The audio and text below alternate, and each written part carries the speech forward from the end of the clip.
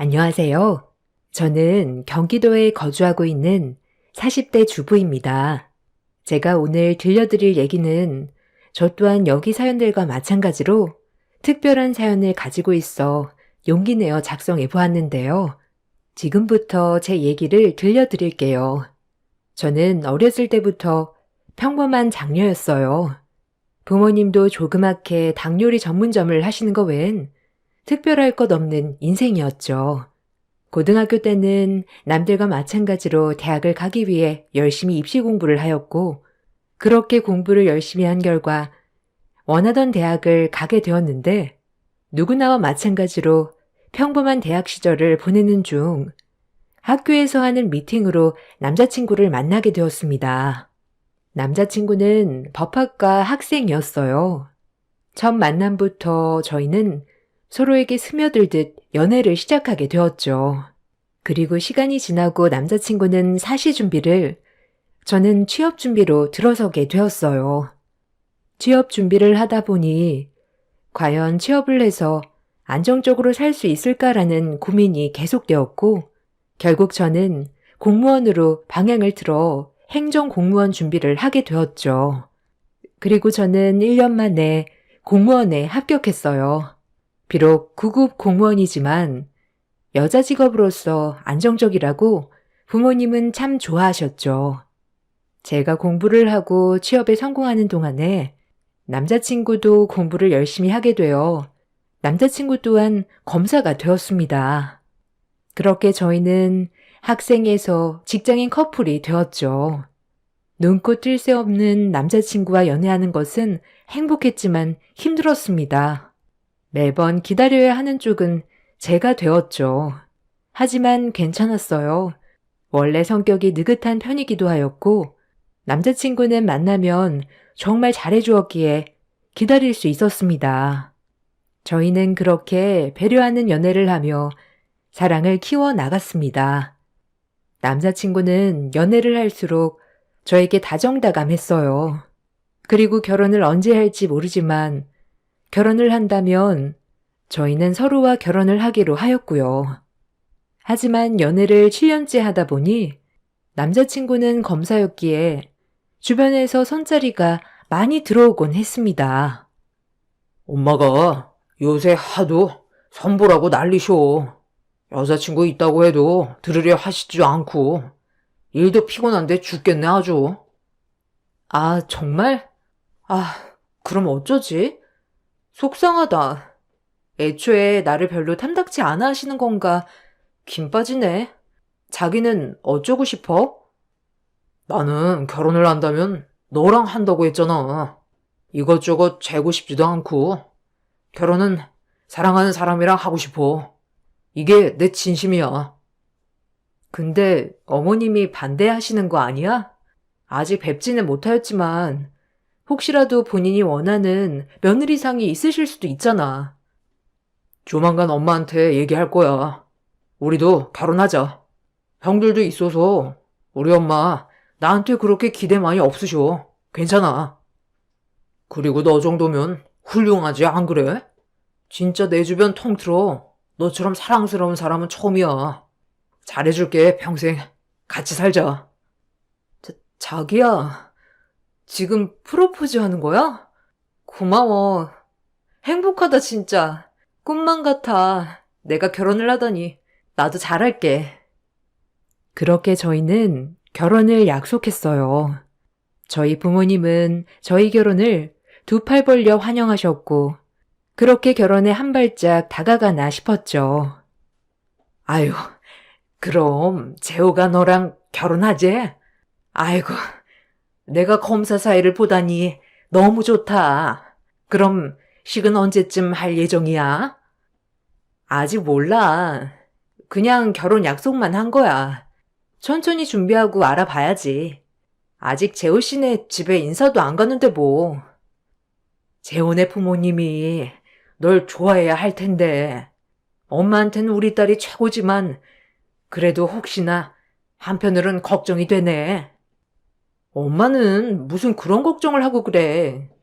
걱정 마. 혹시라도 처음에 마음에 안 드셔도 점점 나를 좋아하게 될 거야. 엄마, 나 믿지? 엄마 앞에서는 당당하게 얘기를 했지만 한편으론 걱정도 되었습니다. 선을 말씀하시는 거라면 여자친구가 있다고 해도 원하는 며느리가 있을 수도 있겠네 생각해서 걱정이 되었죠.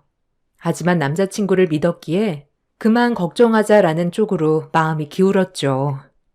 그렇게 저희는 본격적인 결혼 준비를 앞두고 양가 부모님께 인사를 가게 되었어요. 역시나 저희 집 부모님은 대학 시절부터 마음에 들어했던 남자친구였기에 맛있는 밥상을 대접하기 바빴습니다. 남자친구 역시 그런 부모님께 예의 있게 행동했고요. 아유, 재호 많이 먹어. 어쩜 너희가 결혼한다고 하니? 내가 밥 안 먹어도 배부르다. 혹시라도 필요한 거 있으면 말하고, 응? 아니요. 진작 찾아뵙고 인사드렸어야 했는데 바쁘다는 핑계로 이제 오게 되었어요. 어머니, 굴비가 너무 맛있는데요? 그래, 우리 재호. 많이 먹거라. 애들 엄마가 재호 온다고 아침부터 장보고 요리해서 이렇게 했다니까. 아, 그러니까요. 가뜩이나 어머니 요리 솜씨 훌륭하신데 그걸 이렇게 먹다니 너무 좋은데요. 아진이랑 결혼해도 어머니 요리 자주 먹을 수 있겠죠? 그게 제 바람인데. 아니면 아진이가 어머님 음식 솜씨를 닮았으려나? 너무 맛있어요, 어머니. 그렇게 주고받는 말들 속에 행복이 묻어있는 저녁이었죠. 그렇게 저희 집 투어는 마쳤고 드디어 난생 처음 남자친구 집에 인사를 가게 되는 날이었어요. 남자친구는 연애 시절 저희 집에 자주 왔었지만 저는 정말 처음이었기에 너무 떨렸습니다.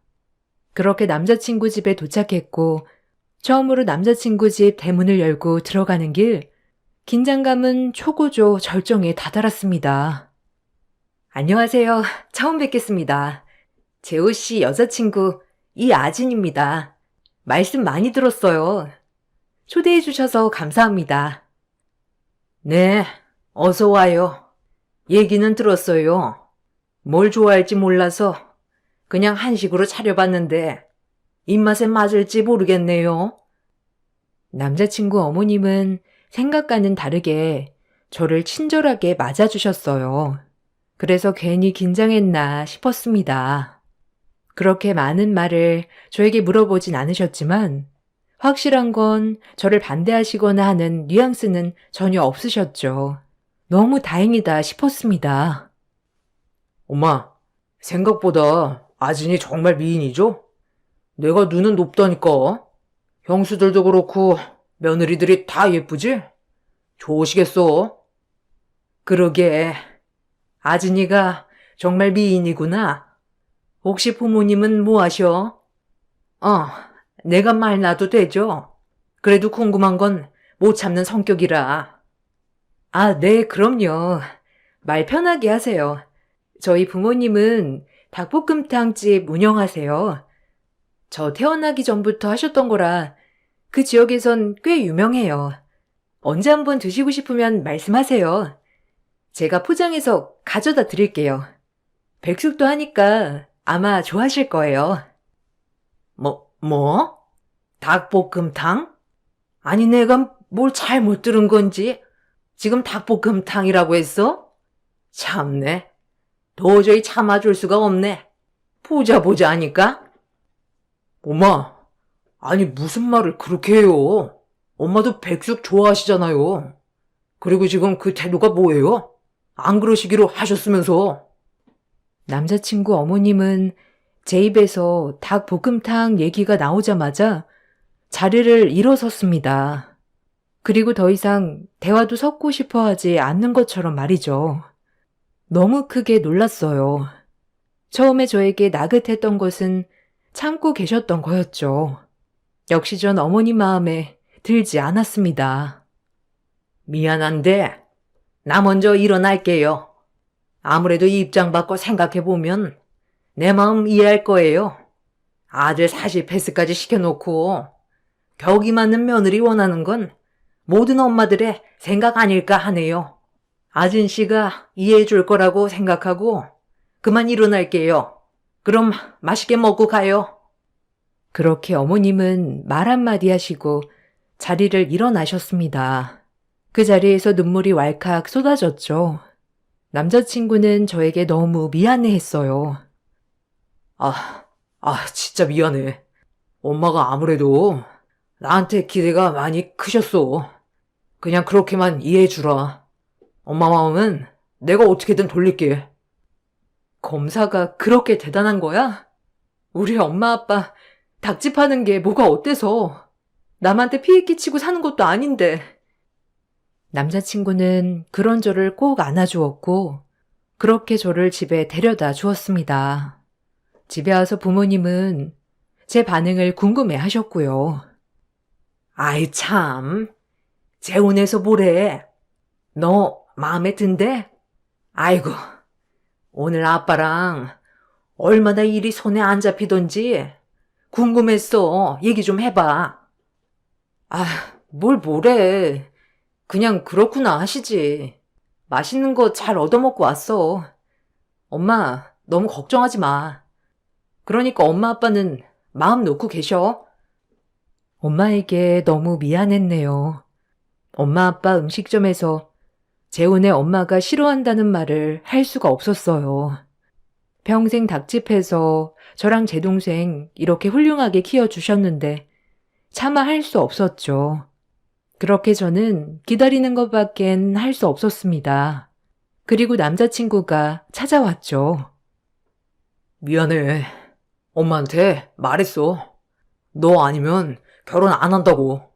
그냥 평생 혼자 살 거라고.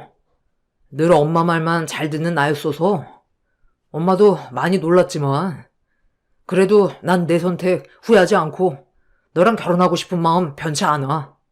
너만 결정해주면 돼. 혹시 변했어? 나도 너랑은 헤어질 자신 없어. 네 마음 변치 않는다면 결혼하자. 어머님은 차차 내가 살면서 마음 돌릴 수 있게 할게. 고마워. 그렇게 저희는 남자친구 어머님의 반대를 무릅쓰고 결혼을 강행했습니다. 어머님의 반대는 꺾이지 않았지만 남자친구의 완강한 고집을 꺾을 순 없었어요. 그렇게 저희는 상견례까지 진행하게 되었어요. 상견례 날이 저희 엄마 아빠에게 비수를 꽂히는 날이 되었죠. 말씀 많이 들었습니다. 닭집 하신다고? 에휴, 먹고 살기 힘드셨을 텐데 고생 많이 하셨겠네요. 저희 집 얘기는 들으셨는지 모르겠지만 저희는 대대로 명문가 집안이에요. 그래서 처음에 재호가 결혼한다고 얘기했을 때 많이 놀랐네요. 너무 안 맞는 것 같아서. 네? 네, 그렇죠. 재호 너무 잘 키워주셔서 저희로서 너무 감사드립니다. 저희가 많이 부족하지만 저희 딸아이는 어디 내놔도 부끄럽지 않게 키웠네요. 그 점 잘 봐주시면 너무 감사드릴게요. 저희 바람은 이것밖에 없습니다. 이왕 결혼시키기로 한 거? 그럼 시켜야죠. 별 수 있나요? 저희가 준비한 예단 목록입니다. 이렇게만 준비해 주시면 돼요. 엄마는 그 종이를 받아들고 놀라셨지만 크게 내색하진 않으셨어요. 혹여나 딸에게 피해가 갈까 싶어 내색하지 않으셨네요. 그리고 상견례가 끝나고 엄마는 차에서 많이 우셨어요. 제가 태어나서 처음 저지른 불효 같았죠. 너무 죄송했습니다. 엄마, 왜 울어? 미안해. 나 결혼하지 말까? 엄마가 그렇게 마음 아프면 나 결혼 안 해도 되니까. 그러니까 울지 마. 미안해. 너한테 미안해서 그러지 이거사. 너 하나만 놓고 보면 번듯하게 잘 컸는데 엄마 아빠 때문에 그 집에서 탐탁지 않아 하는 것 같아서. 엄마 아빠가 너무 미안해. 도움은 주지 못할 망정 피해는 주지 말아야 하는데 처음부터 엄마 아빠 때문에 다 그런 것 같아. 에휴, 이게 다 못난 애비 잘못이다. 어떻게 해서든지 너네만 잘 먹고 잘 살게 하면 되는 줄 알았는데 그게 아니었어. 엄마, 아빠. 아, 왜 그래? 나 엄마 아빠가 이렇게 속상해하는 결혼 하고 싶지 않아. 여기서 그만할게. 그러니까 잊자, 어? 아유, 그만하긴. 재호를 그렇게 좋아하면서 엄마 아빠는 신경 쓰지 마. 결혼해서 행복하게 살면 그게 엄마 아빠한테 하는 효도야. 그렇게 엄마 아빠에게 대못을 받고 저는 결혼을 강행해 나갔습니다. 포기하고 싶었지만 오히려 제가 결혼을 하지 않으면 평생 엄마 아빠는 죄책감 속에 살게 될 것 같아 강행한 것도 있었죠. 예비 시어머니가 주신 예단 목록은 억 단위가 넘는 목록이었어요. 도저히 저희 집에서 감당해낼 수준은 아니었죠. 전 남자친구에게 이건 아닌 것 같다고 말했습니다. 남자친구도 동의했고요. 아니, 이건 좀 아니지 않아? 나 9급 공무원이야. 억 단위라니. 우리 엄마 아빠 형편도 이렇게까지 되지도 않고 어떡하지? 아, 진짜. 아, 엄마도 진짜 너무하시네. 그냥 준비할 수 있는 만큼만 준비하자. 내가 도와줄게. 그리고 미안해. 너 꼭 내가 후회하지 않도록 해줄게. 나한테 시집와서 최고로 행복한 여자로 만들어줄 거니까 지금 슬픔은 다 잊어. 알겠지? 그렇게 저는 제가 할 수 있는 최대한의 혼수를 준비했어요. 엄마 아빠에게 무리가 되지 않는 선과 제가 모은 돈을 합쳐 3천만 원 가량의 혼수를 준비했습니다. 어머님은 역시나 제가 해온 혼수는 마음에 들어하지 않으시고 못마땅해 하셨죠. 뭐 너한테 기대한 건 아니다만 그래도 구색은 맞춰야 하지 않겠니? 너무한다 정말. 혼수도 네 멋대로 해오는구나 아주. 죄송해요 어머님. 이게 제 최선이었습니다. 그 이상은 너무 무리예요. 저희 집에겐. 죄송해요. 기대에 못 미쳐서. 됐다. 조금이라도 기대한 게 내 잘못이지. 며느리 중에 막내 며느리가 구급 공무원일 줄 누가 알았어? 참나, 아유 창피해. 어머님은 이제 저희 결혼이 현실로 다가오자 더 못마땅한 뉘앙스를 풍기셨죠. 하지만 앞으로 내가 더 잘하면 변할 것이다라고 생각하여 참았어요. 언젠간 진심을 알아주리라 생각했거든요. 그것은 제가 생각한 최고의 자만인 줄은 이때는 몰랐죠. 드디어 결혼식이 시작되었고 저의 앞날에 행복만이 열릴 거라는 착각 속에 결혼식은 시작되었습니다. 그날만은 참 행복했죠. 결혼을 하고 저희는 분가를 하게 되어 서울의 조그만 아파트에서 신접살림을 시작하게 되었어요. 결혼 준비 전 마음고생을 너무 많이 해서인지 결혼을 하고선 저희 둘이 살아간다는 생각에 알콩달콩 행복했네요. 하지만 남편과 제가 일을 가면 시어머님은 저희 집에 무단으로 들어와 사사건건 간섭하셨어요. 아무래도 제가 마음에 드시지 않으니 살림에도 관여를 많이 하셨죠. 어머, 어머님, 웬일이세요? 아, 말씀하고 오시지. 아침에 출근할 때 너무 정신이 없어서 집도 못 치웠거든요. 식사는 하셨어요? 내가 우리 아들 집 오는데 너한테 허락 받고 와야 하니? 너 말 웃기가 한다. 뭐 하나 마음에 드는 구석도 없지. 너 일 다니고 우리 아들 밥도 못 먹고 다니는 거 아니냐? 하여간 마음에 안 들어. 너네 둘이 산다고 아주 신났지? 내가 그 꼴을 볼 것 같아? 아니에요, 어머니. 저 출근할 때도 항상 재호 씨 밥 절대 굶기려고 하지 않아요. 일단 오셨으니 식사하시고 가세요. 오늘 뭐 드시고 싶으세요? 제가 어머님 좋아하는 거 금방 만들어 드릴게요. 이제 재호 씨도 퇴근할 거니까 같이 드세요. 닭 요리 잘하냐? 네 엄마 닮았으면 닭 요리 하나는 기가 막히게 하겠구나. 그럼 닭 요리 해보든지. 오랜만에 먹어나 보게. 아니, 그나저나 집안 가구 꼬락손이며 가전이며 죄다 싸구려. 아휴, 진짜 격 떨어져서 정말. 우리 집 아줌마 방에 있는 가구들보다도 못하다니. 이런 집에 우리 아들이 살고 있다는 것만 생각하면 진짜 화가 머리끝까지 나는 걸 내가 지금 참고 있는 거야. 알겠니? 그리고 남편이 집에 퇴근을 하였죠. 남편은 시어머님의 언행에 불쾌한지 어머님을 향해 쏘아 붙였습니다. 약간 통쾌했죠. 엄마, 이러려고 우리 집 왔어? 아, 내가 올 때는 전화하라고 했잖아. 엄마가 이렇게 불쑥 찾아오면 우리가 얼마나 불편하겠어. 그리고 오셔서 이것저것 불평하실 거면 오지 마세요. 앞으로 우리가 갈 테니까 안 오시면 화낼 일도 없잖아요. 안 그래요? 어머, 재호야. 너 무슨 말을 그렇게 하니? 엄마가 널 어떻게 키웠는데? 우리 막둥이를 어쩜 이렇게 변한 거야? 아니, 변하길 뭘 변해요. 나 원래 이랬어. 그냥 결혼하고 살면 엄마가 조금이라도 아진이 인정해 줄 줄 알았는데 그게 아니니까 오시지 말라는 건데 제 말이 틀려요? 이렇게 와서 엄마도 화내면 내 마음도 안 좋고 그러니까 그냥 오지 마요. 저희가 갈게요.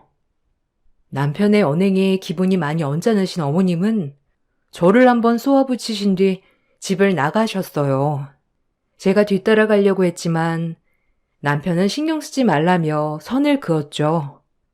누구보다 든든했어요. 어머님이 한바탕 집을 뒤집고 가신 뒤 마음이 쓰였는지 저희를 식사에 초대하고 싶다고 하셨어요. 결혼하고 처음으로 식사 초대를 받은 거여서 좀 당황스럽기도 하고 이제서야 나를 며느리로 인정해 주시나 보다 하여 마음은 좋았습니다. 그렇게 제가 먼저 일이 끝나 시댁에 방문을 하게 되었어요. 남편은 뒤늦게 오기로 했죠. 어머님네 먼저 도착해 보니 형님들이 와 계셨어요. 남편의 형제는 형이 2명이 있는데 결혼을 이미 다 하였기 때문에 저에게 손윗사람이 2명이나 있는 셈이었죠. 오자마자 음식을 도울 게 있나 싶어 주방으로 들어갔습니다. 괜히 들어간 거였지만요. 어머님, 저 왔어요. 어머, 형님들도 오셨네요. 안녕하셨어요? 제가 뭐 도울 거라도 있을까요? 제가 조금 거둘게요. 어머, 동서 왔어? 아니, 얼마나 번다고 힘들게 일하는 거야. 우리처럼 집에서 내조를 해야지. 남편도 바깥일을 잘하는 거야. 아, 네. 그래도 제가 하고 있는 일이 저는 잘 맞기도 하고 일하는 게 좋아서요. 남편도 제가 일하는 걸 원하기도 하고요. 제가 너네랑 같니? 너네는 우리 아들들이랑 격이 맞으니 그렇다 치지만 얘는 일 안 하면 못 볼 게 있어. 그나마 살림에 보탬이라도 돼야지. 안 그러냐? 너는 이 닭 좀 손질하거라 온 김에. 네 전문 아니냐? 아가들은 앉아서 와인 좀 준비해줘요. 어머님은 눈에 띄게 형님들과 저를 차별했어요.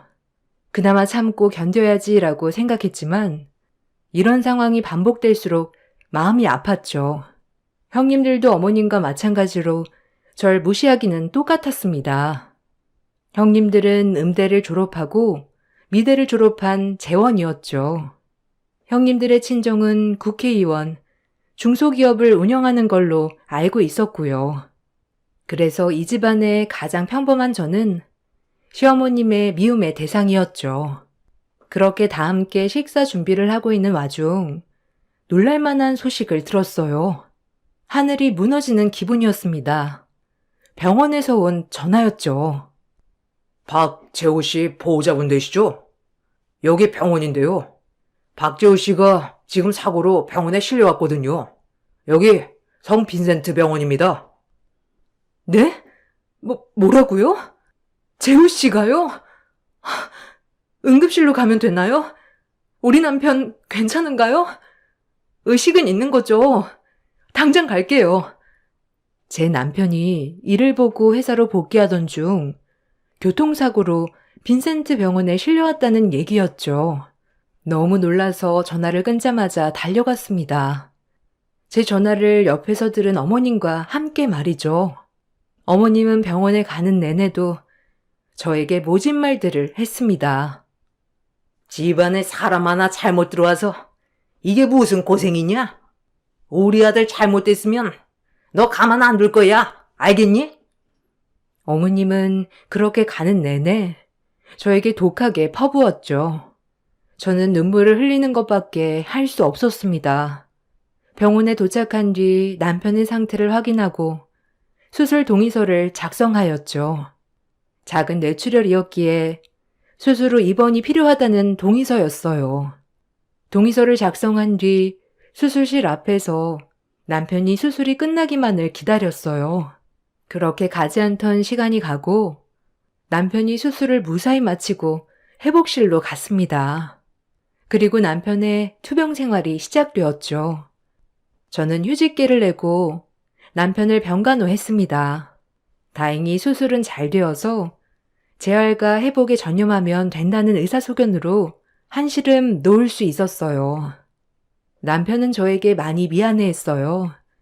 미안한 일도 아니지만요. 여보, 미안해. 당신이 나 때문에 고생이 많다. 얼른 재활해서 일어나야지.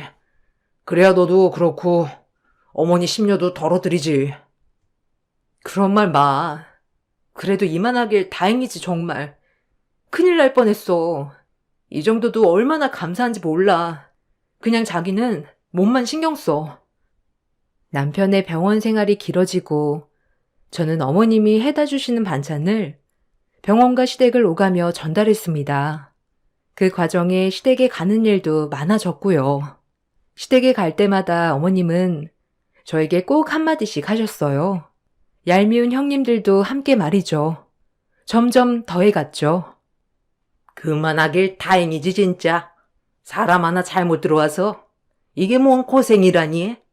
애초에 그렇게 마음에 안 들더니만. 아이고 어머님 참으세요. 그래도 서방님 그만하길 진짜 다행이지. 아니 동서는 그럼 휴직계 쓰고 병간호 하는 거야? 네, 왔다 갔다 하고 있어요. 그래도 아직 거동이 완전히 회복된 건 아니라서 재활하는 동안이라도 옆에 있으려고요. 에휴, 하긴 동서는 그런 게 잘 어울려. 내가 뭘 했어? 집에서 내조나 하라고 했지? 애초에 휴직 말고 그냥 그만둬. 이왕 이렇게 된 거. 아니, 어떻게 그만두겠어? 조금이라도 벌어야지, 안 그래? 동서네 부모님들도 벌이가 막 크진 않잖아, 안 그래? 벌 수 있을 때 벌어. 어머님, 형님들이랑 저 태생이 달라서 이래요. 생각해 주셔서 감사하네요, 형님. 벌 수 있을 때 벌어야죠. 전 누구처럼 친정 뒷배가 든든하지 않아서 제가 벌어 앞가림 해야 하거든요. 충고든 조언이든 감사합니다. 정말 눈물이 앞을 가리네요. 아니 동서, 내 말이 기분 나빠? 아니 참 웃긴다. 진짜 없는 집에서 자라면 성격까지 꼬여서 나오나? 동서 걱정돼서 한 말인데. 그러게, 너무 예민한 거 아니야? 형님이 참으세요. 지금 동서가 제정신이겠어요? 원래 없는 사람들이 근심이 많대요, 형님. 아휴, 아주 이제 아래 것이 윗사람도 못 알아보고 저렇게 눈에 불을 켜고 대든다. 이제서야 본색을 드러내는구만. 제가 이 집에서 무슨 말을 할 수 있겠어요, 안 그래요? 어차피 이래도 미워하시고 저래도 미워하시는 거면 그냥 제 마음대로 할 거예요. 가뜩이나 재호씨 저렇게 되고 하루하루가 심란하고 힘든데 꼭 가족끼리 이래야만 해요? 금 나눠야 하냐고요. 그러니까 분수를 알고 이 집에 시집 왔어야지, 안 그래? 말을 말아야지 내가. 내 입만 아프지. 아유 진짜 꼴값도 가지가지다. 그렇게 전 마음을 먹었습니다. 어차피 귀여움받지 못하는 며느리라면 그냥 원래 그랬던 것처럼 당당하게 살기로 말이죠. 마음은 먹었지만 병원에 와 남편 얼굴을 보니 서러웠던 마음이 북받쳐 울어버렸습니다. 남편은 너무 놀란 기색이었죠. 당신 형수들이랑 어머님, 어쩜 그렇게 사람을 무시할 수 있어? 이건 1, 2년도 아니고 어떻게 시집 올 때부터 지금까지. 그럴 거면 정말 결혼을 끝까지 반대하시지. 왜 나 들이셨대? 이제 안 참을 거야. 나도 할 말은 다 하고 살 거야. 알겠어? 왜 그래? 형수들도 당신 많이 힘들게 해? 아휴, 내가 진짜 미안해. 널 위해 내가 해줄 수 있는 게 없다니. 미안해, 정말. 남편 잘못이 아니지만 남편에게 화풀이를 했네요. 남편은 저에게 이런 말을 해주었어요. 뭔가 의미심장한 말이었죠. 아진아, 조금만 기다려. 네 눈에 눈물 낸 사람들 내가 피눈물 나게 해줄게. 조금만 참아. 아, 이 얼굴 상한 것 좀 봐. 아, 미안해. 됐어. 내가 누구한테 이런 얘기를 하겠어? 미안해. 당신네 집 얘기해서. 오늘은 참을 수가 없었네. 평소엔 담담했는데. 그렇게 남편과 한바탕 울고 난 뒤 마음을 다잡았죠. 그리고 명절까지도 남편은 병실에 있어야 했기에 저 혼자 명절에 시댁을 가게 되었어요. 시어머니의 당부가 있었기에 혼자 새벽부터 장을 보고 시댁에 부랴부랴 갔죠. 그리고 저에게 남겨진 쪽지 하나. 내가 적은 그대로 명절상 차려놓거라. 난 아기들이랑 마사지 받으러 다녀오마. 3시까지 올 거니까 다 끝내놓으렴. 어이가 없었죠. 혼자 명절상을 차려놓으라뇨. 그것도 며느리가 셋이나 있는데 저 혼자 말이죠. 화가 났지만 지금 막 장봐온 신선한 재료들이니 서둘러 혼자 음식 준비를 부지런히 끝냈습니다. 그리고 약속한 3시가 되어 시엄마와 형님들이 들어섰죠. 어머, 마사지 너무 좋더라. 어머님, 우리 또 가요. 너무 좋은 거 있죠? 오랜만에 스트레스 확 풀리고 진짜 이 맛에 산다니까.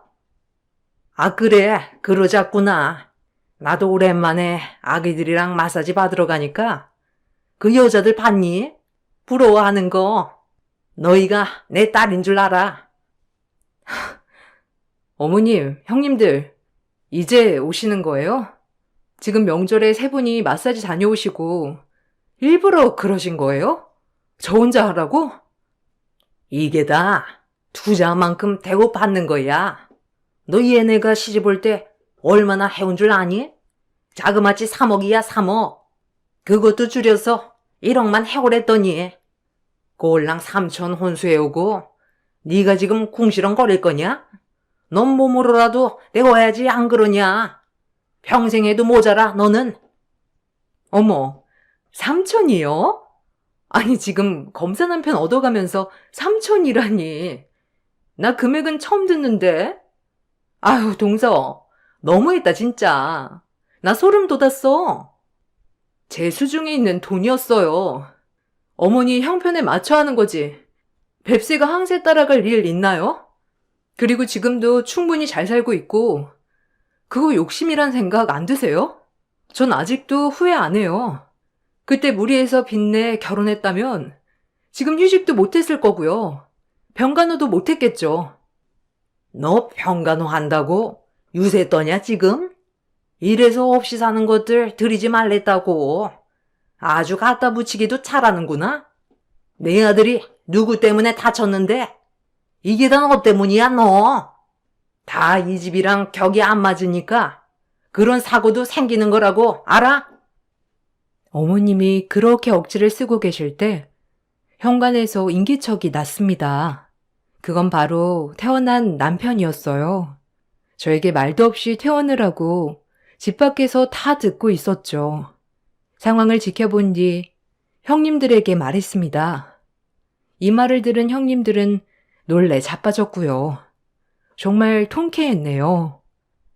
역시나 안 봐도 훤하군요. 그동안 아진이 어떻게 대하셨을지. 형수님네 아버님, 요새 불법 단란주점에 자주 오간다고 정보가 들어왔어요. 그리고 둘째 형수님네는 세금 관련 압수수색 들어갈 거고요. 병원에만 있었더니 몸이 찌뿌둥한 게 가만히 있을 수 있어야죠. 하나씩 해보니까 아주 형수님네 집안들 뒤가 무척 구리대요. 우리 깨끗하게 좀 삽시다, 네? 그리고 엄마, 저 이제 여기 안 와요. 아진이도 안 올 거고요. 엄마가 그렇게 마음에 안 들어하는 아진이 전 없으면 못 사니까 그런 줄 아세요. 엄마 때문에 아진이 도망가면 어떡해요, 안 그래요? 오늘 마지막으로 인사드리러 왔고요. 형수님네도 뭐 알아서 잘 수습해 보시고요. 아니, 서방님. 아니, 무슨 말이에요, 그게? 지금 나 협박하는 거예요? 우리 아빠가 어떤 사람인데 지금 그 말 책임질 수 있어요? 아니, 그러기는 말이야. 뭐? 압수수색? 지금 협박하는 거야, 뭐야? 아, 참나. 서방님, 차분히 대화로 얘기해요, 네? 뭔가 오해가 있나 본데. 무슨 오해요? 이가 얼마나 일처리는 깔끔한 사람인데 그동안 병원에서 서류 훑어보던 게 형님네들 자료였구나. 참나. 난 얼마나 고고하신 집안에서 태어났나 했더니 이거 완전 불법 천지들이구만. 어머님이랑 참 잘 어울리시네요. 새 모녀 같아요, 꼭. 뭐? 너 말 다 했어? 이게 네 남편이 검사면 다야? 서방님, 형들이 알면 어쩌려고 그래요? 형들도 로펌에 있는데 가만히 있을 것 같아요? 맘대로 하세요. 전 법대로 합니다. 그리고 아마 지금쯤이면 형수님 아버님은 소환명령 떨어졌을 건데 전화 안 해보세요? 형님은 남편 말이 떨어지기 무섭게 제 머리채를 잡아 흔들었어요. 하지만 제 힘을 감당할 수 없었죠. 반대로 제가 두 형님들의 머리카락을 사정없이 쥐고 흔들었네요. 그대로 어머님은 졸도하시고 뒤늦게 온 형들도 뜯어 말렸지만 이미 저와 남편을 말릴 순 없었어요. 그렇게 신나게 머리를 잡아 흔들고 저희는 집으로 왔습니다. 그리고 서로를 꼭 껴안아 주었죠. 저조차도 남편에게 미안했고 남편도 그동안 저를 지켜주지 못했다는 사실에 마음이 많이 아파했고요. 정말 이 순간만은 남편이 최고인 것 같았네요. 고마워, 정말. 쉽지 않았을 텐데. 나 하나를 위해서 이렇게 집이랑 등도 져야 하는데 괜찮겠어? 미안하다, 정말. 내 가족은 너야. 널 무시한다면 그건 내 가족이 아니지. 엄마도 마찬가지야. 그러니까 미안해하지 않아도 돼. 너 덕분에 나 이렇게 건강해졌잖아. 이게 다 너 덕분이야. 밤새 간호해주고 재활 도와줘서 고마워. 지금처럼 행복하게 살자, 우리. 그렇게 남편과 저는 시댁과 손절했어요. 시어머니는 졸지에 막내 아들도 잃고 그렇게 아끼던 며느리들 집안도 난리가 나서 얼굴을 제대로 들고 다닐 수 없는 지경에 이르렀죠. 저희는 그 후로 아이도 낳고 세 식구 지금까지 행복하게 살고 있네요. 종종 남편이 시어머니를 혹시 생각하지 않을까 하고 살짝 떠보지만 남편은 딱 잘라 자기 가족이 아니라고 말하네요. 돈 보고 사람 무시하던 시어머니 그리고 형님들 지금은 뭐 어떻게 지내는지 아예 소식을 끊고 살아서 모르겠지만 가장 큰 복수를 한 것 같아 한편으론 통쾌하기도 하네요. 이 집 저 집 들여다보면 사연 없는 집 없다지만 저희 집 또한 특별한 사연인 것 같아 한번 써보았는데 어떻게 읽으셨을지 모르겠네요. 긴 글 읽어주셔서 감사합니다. 감기 조심하세요. 안녕하세요. 저는 현재 35살에 법무법인에서 비서로 일하고 있는 여자입니다. 많은 나이는 아니지만 그래도 사회생활하면서 꽤 많은 경험을 했다고 생각했었는데 이번에 겪은 일은 아무리 생각해도 이해가 되지 않아 사연 신청을 해봅니다. 저는 로펌 비서로 일을 한 지 5년 정도 되었고, 한 곳에서 꾸준하게 근무를 했었어요. 회사마다 다르겠지만 저 같은 경우 일정 관리를 하거나 문서 수발신, 전화 응대, 그리고 법정 문서 서식 정리 등 변호사님 뒤에서 필요한 자잘한 일들을 맡아서 하는 한마디로 심부름꾼입니다. 말이 로펌 비서로 좋게 포장이 되어 있는 거지 일반 사무직 비서와 다를 건 없어요. 아무래도 비서일 중에서는 많은 연봉을 받을 수 있다는 게 장점일 수는 있겠네요. 보통 면접을 볼 때 같이 일하는 변호사님과 어느 정도 성격도 맞아야 하고 원하는 조건에 진입을 해야 합격을 하는 것 같더라고요. 그래서 여러 군데 면접을 봤었는데 아쉽게도 취업을 하지 못하는 경우가 많았었어요. 생각보다 진입 장벽이 높아서 몇 번의 면접을 시도한 끝에 저를 좋게 봐주신 로펌이 있어 다행히 취업을 할 수 있었고 첫날 저와 함께 일을 하게 될 변호사님의 얼굴을 보게 되었어요. 변호사님이 원하는 조건에 제가 어느 정도 진입을 했었는지 그래도 첫 대면이 나쁘지 않았습니다. 앞으로 제가 해야 될 일들은 인수인계 받았고 첫날이라 사무실 분위기와 변호사님과 이런저런 대화를 주고받으며 제가 취업했다는 걸 실감할 수 있었어요. 앞으로 저와 제일 많이 부딪히게 될 변호사님과 처음으로 같이 점심을 먹으며 궁금한 점에 대해서 서로 대화를 하며 좋은 분위기를 이끌어 나가는데 저에게 하나의 조건을 제시했고 그 조건은 그때 당시 어려운 문제는 아니었습니다. 같이 일을 하면서 다른 건 크게 상관없지만 제일 중요한 게 아무래도 제가 일하는 공간에는 들어오지 않았으면 좋겠어요. 누가 함부로 들어오는 걸 제일 싫어하거든요. 그래서 새벽에 청소하시는 분도 절대 들어오지 않으세요. 이 부분만 지켜준다면 앞으로 김 비서와 제가 함께 일을 하는데 큰 문제는 없을 것 같습니다. 어떤 일이 있어도 절대 들어오지 마세요. 약속 지켜줄 수 있죠? 그럼요. 그 정도야 어려운 것도 아니니까요. 아무래도 사건 서류가 많아서 예민하신 분들도 있으시죠? 다른 건 또 없으세요? 변호사님은 다른 건 문제될 게 없다는 듯 고개를 흔들었고 때마침 음식이 나와 살짝 어색해지려는 공백을 깨주었습니다. 그렇게 변호사와 첫 만남을 시작으로 함께 일을 하면서 저희는 점점 친해졌고 개인적으로 만나 저녁 식사를 하게 되는 경우도 생기기 시작했어요. 1년차 때와 다르게 3년 정도 지나니까 서로에 대해 많은 것들을 알 수 있었고 가끔 이상한 감정을 느낀 적도 있었습니다. 저에 대해 관심을 표현해 주는 게 마음에 들어서 나타내는 감정 같기도 하고 때론 일하는 직원이고 제 나이가 변호사님과 아무래도 나이 차이가 꽤 있다 보니 동생처럼 대해주시는 경우도 있었어요. 그런 복잡한 감정이 계속 반복되면서 저도 모르게 퇴근하고 같이 저녁을 먹다가 솔직하게 느낀 감정을 말하게 되었고 진지한 대화를 풀어나갔습니다. 솔직히 혼자 이런 감정을 느끼고 있었다는 건 말이 안 되는 것 같아요. 분명 변호사님도 저와 같은 마음이시죠? 그게 무슨 말이지? 같은 마음이라니? 나는 지금 어떤 말을 하려고 하는지 잘 모르겠는데? 저에게 일적으로 잘 해주시는 거와 개인적으로 나타내시는 감정이 다르잖아요. 저도 여자인데 그런 거 하나 모를 것 같아요? 김 비서와 내가 나이 차이가 어느 정도 나지? 한 8살 정도 차이 나는 걸로 알고 있는데 일할 때는 당연히 지켜야 될 부분들이 있지만 퇴근하고 나선 오빠 동생으로서 대해주는 것 뿐인데 나랑 일하는 게 쉬운 것도 아니고 고생을 많이 하니까 조금 더 챙겨주고 싶고 잘 해주고 싶어서 관심을 많이 준 거고 그런데 이런 관심이 김 비서한테는 다르게 다가간 거구나. 이 말을 듣는 순간 저도 모르게 오해한 것 같아 얼굴이 붉어졌어요. 저는 한 번도 진지하게 연애를 한 적이 없었고 순결을 지켜왔었거든요.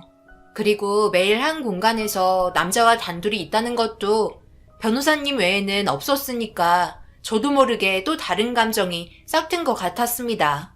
결국 오해의 결과로 인해 변호사님은 저에 대한 감정을 알게 되었고 귀엽다는 듯이 웃어 넘기셨어요. 약간 어색한 분위기에 저녁을 먹고 각자의 집으로 돌아가면서 쓸데없이 입을 놀려 앞으로 같이 일을 할 때 불편해질까봐 기분이 별로 좋지 않았어요.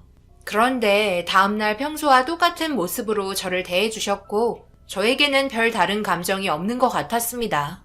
다행히 전날에 있었던 일들은 잊어버릴 수 있었고 그렇게 평소와 다름없는 하루를 보냈어요. 그날따라 꽤 바쁘게 일 처리해야 될 게 많아 야근을 하게 되었고 변호사님은 외근을 했기 때문에 그 자리에서 바로 퇴근을 하셨습니다. 저녁을 먹지 못하고 쉬지 않고 일을 하고 있다가 속이 너무 쓰려 컵라면이라도 먹으려 하는데 누군가가 사무실에 들어오는 소리가 들렸고 꽤 낯익은 구두 소리에 고개를 돌려보니 변호사님이 저를 위해 배고플까봐 야식을 준비해 오셨습니다. 이런 대우는 처음이라 감동을 받았었고 같이 야식을 먹은 뒤 서둘러 처리해야 될 일들을 같이 해결하고 집까지 바래다 주셨어요. 이런 호의는 계속되었고 제가 아무래도 연애 경험이 없는 여자이지만 저에 대한 감정이 확실히 없다고 생각할 수 없었습니다. 그러던 도중 회식 때 직원들 먼저 돌아가고 둘이서 술을 마시고 있는데 그때 변호사님의 솔직한 감정을 느낄 수 있었어요. 나는 과거에 이혼을 한번 한 적이 있었거든. 그리고 내가 이혼을 하게 된 건 그때야 아내가 우리 부모님이 몸이 불편하셨는데 굳이 여행을 데려가겠다며 고집을 피우다가 사고가 나게 되었고 두 분이 세상을 떠나고 말았어. 그래서 도저히 아내의 얼굴을 보면서 내가 살아갈 수가 없어서 이혼을 하게 되었지. 그래서 누군가를 사랑하고 또다시 결혼한다는 게 나에게는 감정적으로 말 못할 부분들이 많아.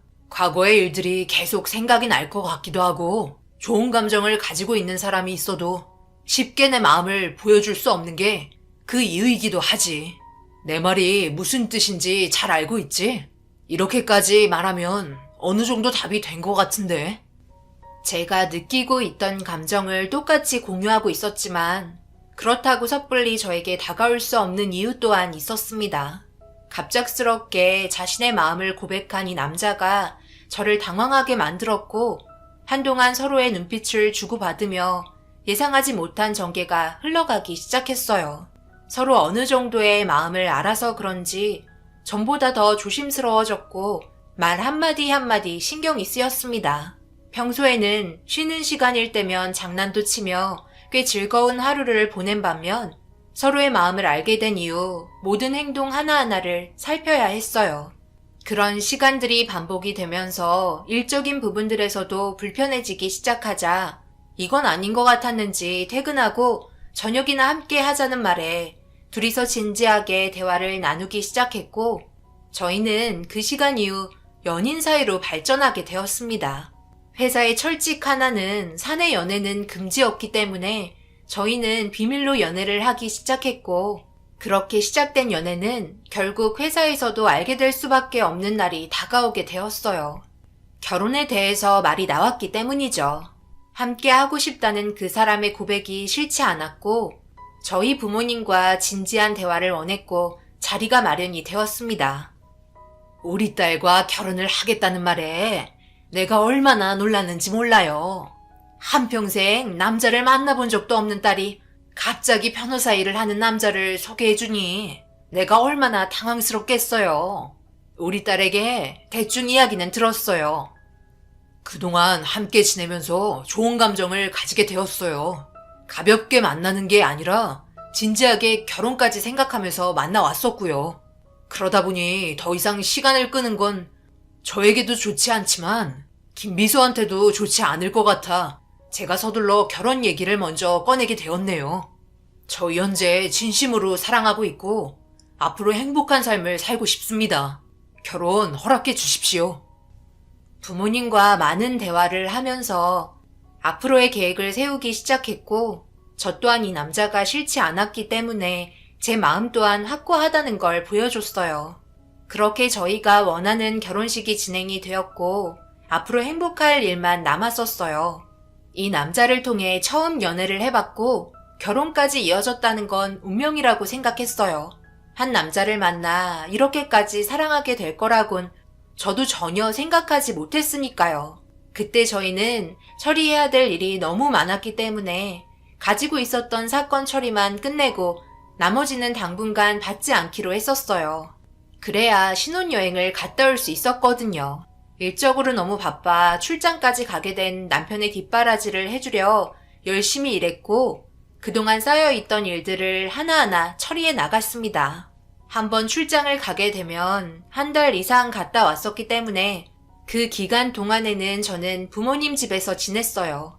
남편이 지내던 집을 신혼집으로 만들어서 그곳에서 지내도 상관없었지만 아무래도 부모님과 결혼식 전까지도 함께 있었기 때문에 적응하는 데 시간이 필요했었습니다. 그렇게 한 달이라는 시간이 끝이 나고 남편이 집에 돌아오는 날이 되었어요. 오래간만에 신혼집에 들어와 저녁 준비를 했고 한참 동안 남편을 기다리고 있는데 올라오고 있다는 전화를 끝으로 더 이상 전화 연결이 되지 않아 무언가 이상한 점을 느끼게 되었어요. 그동안 함께 지내면서 연락이 안 된 적은 없었는데 무언가 좀 이상했습니다. 도착할 시간에 맞춰 준비한 음식은 전부 식어서 어쩔 수 없이 냉장고에 들어가게 되었고 남편은 새벽 4시가 되어서야 집에 도착할 수 있었어요.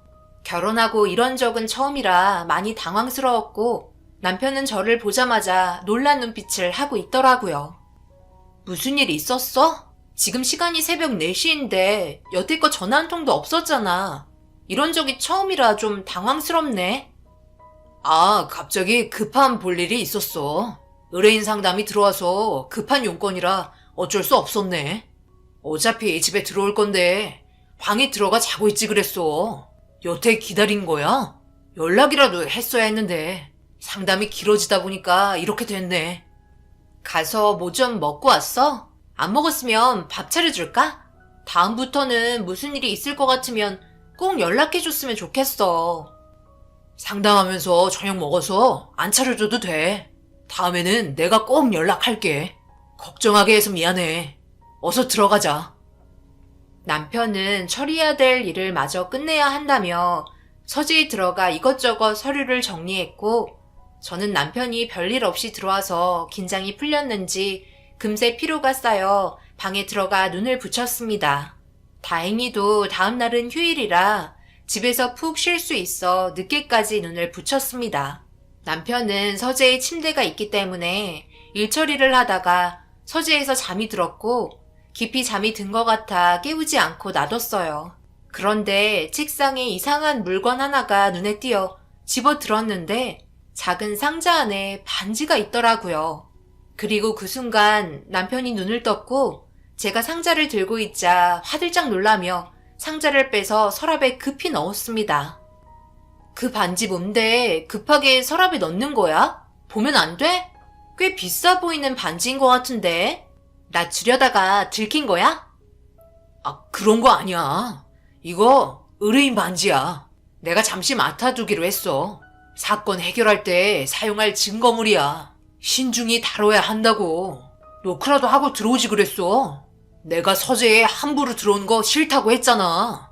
개인 공간에 대한 프라이버시는 어느 정도 지켜줬으면 좋겠는데. 무슨 냄새야? 아침밥 차렸어?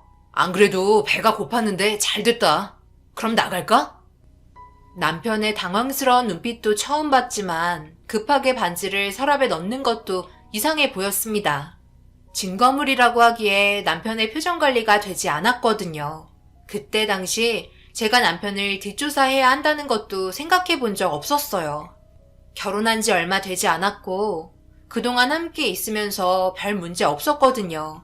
워낙 일이 바빠서 출장 가는 날이 많아 집에 들어오기만 하면 눈 붙이기 바빠 둘만의 시간을 보내기도 어려웠습니다. 급한 사건들만 끝내면 한숨 돌릴 수 있으니 그때 신혼여행을 계획했었는데 의문의 반지를 본 뒤로 또 하나 의심스러운 점을 발견하게 되었어요. 퇴근하고 들어온 남편의 정장을 정리하다가 갑자기 들어있길래 꺼내게 되었는데 꺼내면서 이상한 명함 하나가 발견이 되었고 그 안에는 주소와 함께 여자 이름이 적혀 있었어요. 빨간색으로 되어 있는 특이한 명함이었고 뒷면을 보니 또 다른 전화번호가 적혀 있었습니다. 별 생각 없이 다시 지갑에 넣으려고 펼치는 순간 지갑 안에 사진 한 장이 있었고 의문의 여자와 함께 찍은 사진이 들어있더라고요.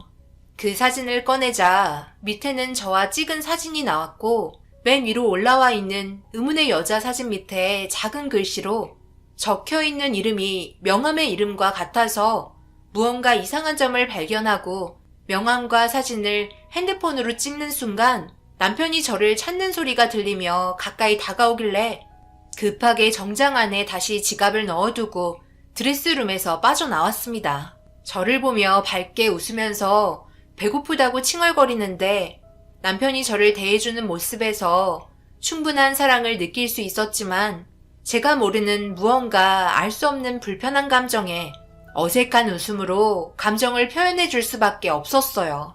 남편이 저녁을 먹고 한 통의 전화를 받으며 잠시 볼일을 보고 온다는 말에 궁금했던 점을 알고 싶어 다시 남편의 서재에 들어갔고 서랍 안에 숨겨둔 상자를 열자 충격적이게도 상자 안에 의문의 여자 이름이 명함의 이름과 일치했습니다. 그 순간 남편이 바람을 피우고 있다는 걸 확실하게 느낄 수 있었어요. 무조건 바람이라고 생각했었습니다. 저를 사랑한다면 결혼식까지 하고 얼마 있다 혼인신고까지 했으면서 그 짧은 기간에 다른 여자를 만나고 있다는 게 너무나 충격이었습니다. 결국 남편의 뒷조사를 해봐야 할 것 같아 일을 쉬는 날 핑계를 대고 명함에 적힌 주소로 향했습니다. 꽤 깊은 산골에 진입을 하게 되었고 건물 한 채만 우두커니 있는 의문의 단독주택이었어요. 조용하니 아무도 없이 건물 하나만 있었습니다. 그곳에 누가 올지도 몰라 차를 안 보이는 곳에 숨기고 한참을 기다리고 있는데 아무도 왔다 갔다 하는 사람이 없었어요. 그렇게 한참의 시간이 흐르고 어두운 저녁이 되니 라이트를 비추며 차 한 대가 올라오더라고요. 숨죽이며 멀리에서 지켜보고 있는데 그 차는 다름 아닌 남편의 차량이었고 건물 안으로 들어가니 불이 켜졌습니다. 조심스럽게 차에서 내려 건물 밖에서 이리저리 살펴보고 있는데 아무래도 그 안에서 무언가를 하고 있는 건지 알 수는 없었어요. 갑자기 분위기 있는 노래를 틀었고 멀리에서 라이트를 비추며 다가오는 차량 한 대를 발견하고 급하게 몸을 숨겼습니다. 건물 앞에 차를 세우고 차 안에서 내린 사람은 사진 속에 있던 의문의 여자였어요. 정말 충격적이었죠. 이런 곳에서 다른 여자와 바람을 피우고 있다는 게 정신적으로 저를 너무 힘들게 만들었습니다. 남편은 의문의 여자가 도착한 걸 알고 문을 열며 반겨주었는데 남편의 입에서 여보라는 목소리가 들렸고 의문의 여자 입에서는 보고 싶었다며 믿을 수 없는 대화가 오고 갔어요. 더욱더 확실하게 알 수 있는 둘의 대화에 이혼했던 전 와이프인 건 아닌지 의문이 들었고 좀 더 알아보기 위해 들키기 전에 집으로 돌아왔습니다. 머리를 한 대 맞은 것 같아 집에 도착해서 한참 동안 눈물을 흘렸어요. 그리고 남편 서재를 샅샅이 뒤져 살펴보니 소름이 돋을 정도의 물건들을 발견할 수 있었습니다. 의문의 여자와 함께 찍은 사진이 엄청나게 많이 쏟아져 나왔고 또 다른 핸드폰을 발견할 수 있었어요. 그 안에 있던 핸드폰에는 의문의 여자가 이혼한 전처라는 걸 확실하게 알려주는 증거들이 수두룩하게 나왔어요. 그동안 비서로 일을 하면서 배운 노하우를 토대로 안에 있던 증거물들을 전부 모았고 저렇게 만날 거면서 왜 저와 결혼을 했는지 이해가 되지 않았습니다. 90억 자산가인 재벌이 이렇게 이중적인 삶을 산다는 게 믿기지 않았어요.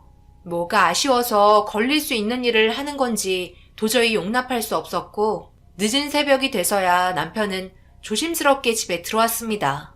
저는 잠을 자는 척하며 남편이 움직이는 소리에 귀를 기울였어요. 저와 결혼을 했는데도 단 한 번도 첫날 밤을 보낸 적이 없었던 이유가 저보다 전처를 더 사랑했기 때문에 그런 것 같았고 모든 증거물을 모아 확실하게 이혼을 해야겠다 생각했습니다. 그렇게 다음날 아무 일 없다는 듯 연기를 하며 아무 말 없으면 의심을 살까봐 전날에 어디를 갔었냐고 물어보면서 투정 부리듯 연기를 했고 별 문제 없이 상황을 넘기고 평소와 똑같은 일상을 보냈습니다. 회사에서 일을 하면서 남편의 행동 하나하나 유심히 살펴봤어요. 회사에서는 아무 일 없었고 남편의 행동은 저에게 변함없는 사랑을 주려고 노력하는 것 같았습니다. 가식적인 행동은 저에게 거부감을 주게 되었고 저도 모르게 남편의 터치를 민감하게 받아들일 수밖에 없었어요. 그렇게 터질 것 같은 감정을 꾹꾹 눌러가며 하루하루 버티고 있는데 남편은 그날도 좀 늦을 것 같다는 말을 했었고 늦지 않게 올 거라는 약속을 하면서 집에서 기다리라는 말과 함께 먼저 퇴근을 했어요. 그때부터 일이 손에 잡히지 않더라고요. 그렇게 집에서 최대한 모은 증거물과 그동안의 사진들을 정리한 뒤 이혼 서류까지 만들어 남편이 오기를 기다리고 있었습니다. 그렇게 한참을 기다리자 남편이 집에 들어왔는데 얼굴빛이 상당히 어두워 보였어요. 뭔가 문제가 있는 듯 얼굴이 새까맣게 그을려 있더라고요.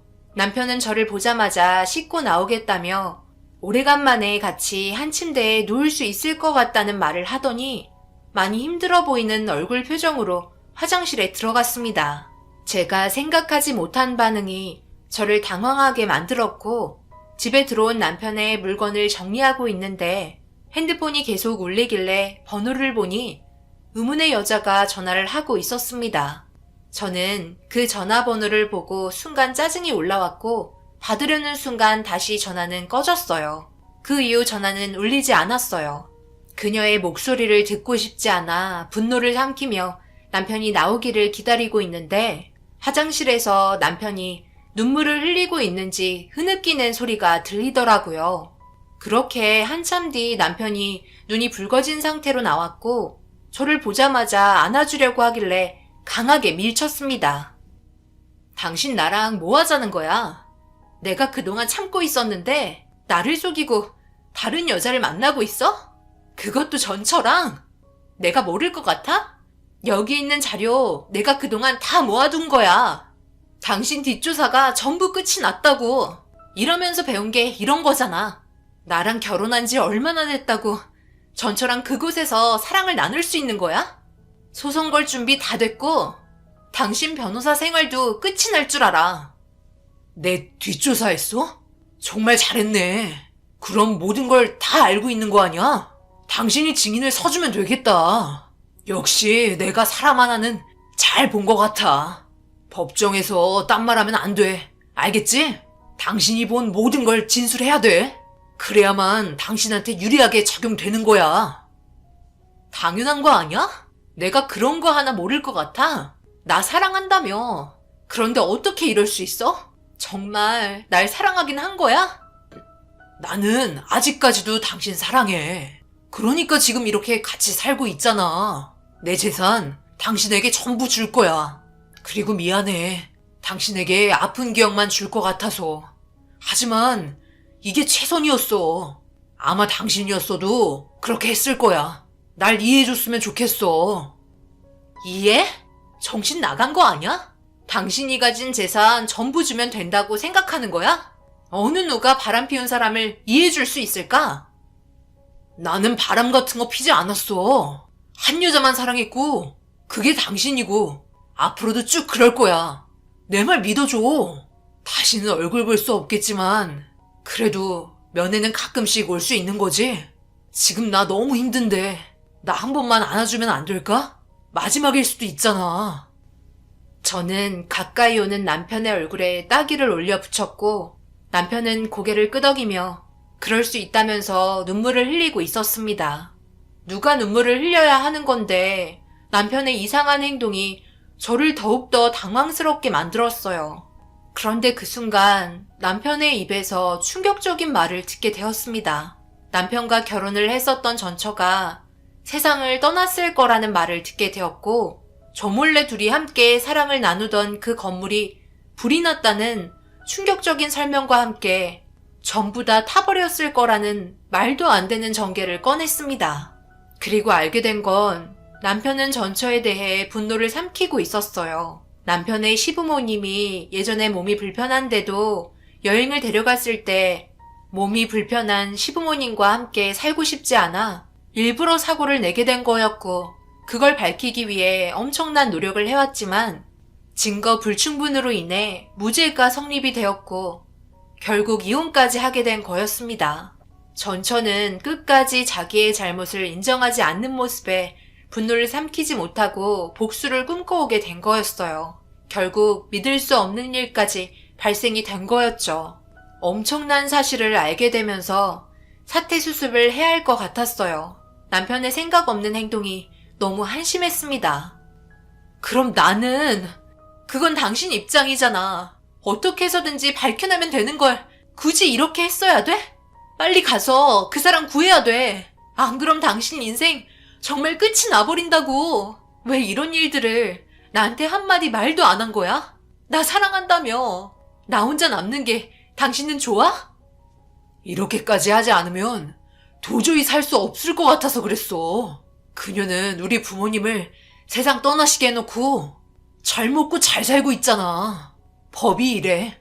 증거가 없으면 그 사람은 무죄가 성립이 된다고. 그래서 내가 직접 벌을 내린 거야. 당신한테는 미안해. 내가 가진 재산 전부 당신한테 주면 되잖아.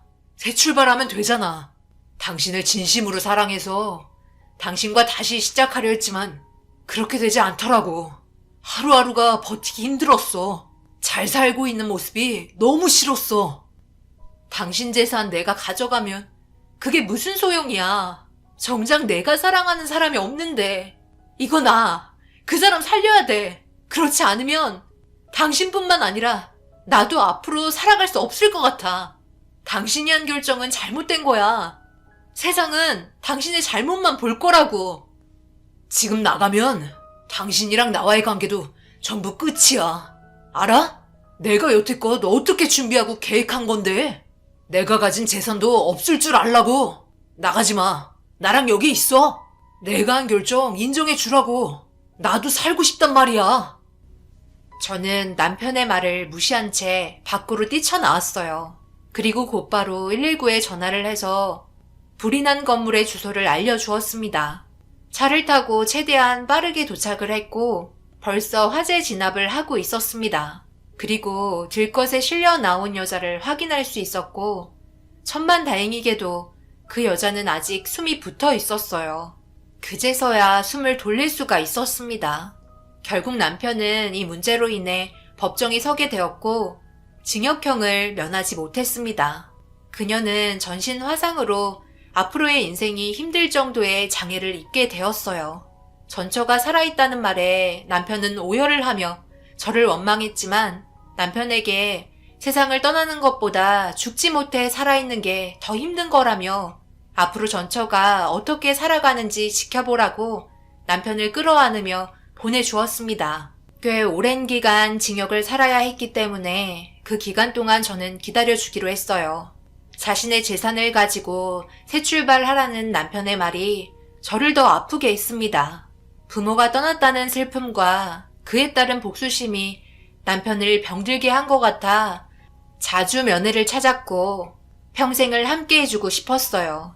그녀는 아직까지도 병원 신세를 지고 있으며 자신의 잘못을 인정하게 되었어요.